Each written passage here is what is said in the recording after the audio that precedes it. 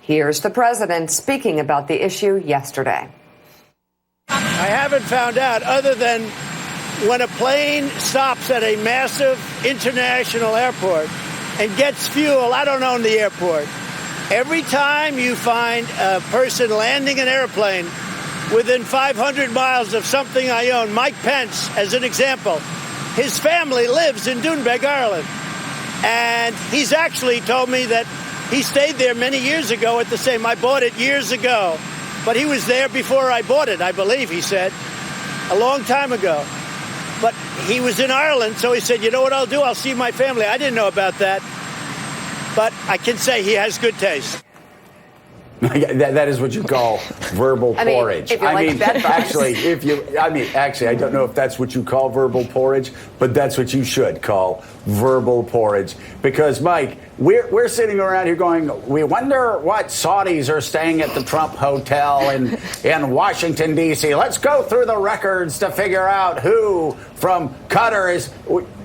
It's the United States Air Force. Like, we need to look at the United States Air Force and see how they are now directing millions and millions of dollars Trump's way for this airport that actually helps Donald Trump out, helps his business out.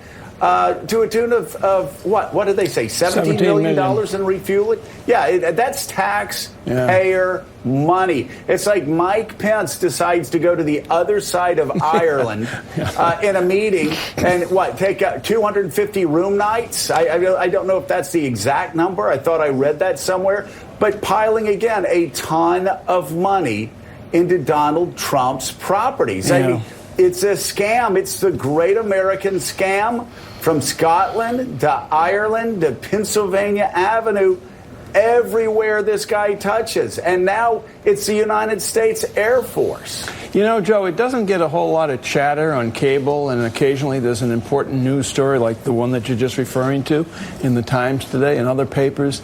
But the level of corruption in this administration from day one has been epidemic, Gene.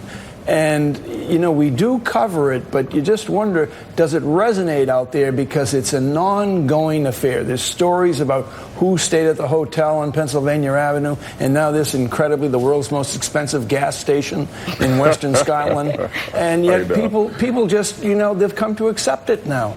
I'm afraid that people may have become numb to it, but it has to continually be reported. This is totally outrageous. I mean, just step back from it for a second. Clearly, the United States government, in the form of the military, should not be doing business at places owned by the President of the United States. That's a clear conflict of interest, a clear appearance of corruption, if not actual corruption, which it is. And so it should never happen. And any other president, I think, perhaps in our history, would have recognized that. This would not be happening in any other administration, yet it's routine. It's routine, and it's increasing, and it's every single day, from the hotel to the airport to the golf resorts to Mar-a-Lago, to every way he can put money in his pocket. Every way that Donald Trump can put money in his pocket from being president, he's doing it. And that will be a big part of the story that's eventually written of this corrupt administration. Just the level of blatant, in-your-face, out in the open corruption that for some reason is being tolerated. Yep. And, you know, Elise, Jordan,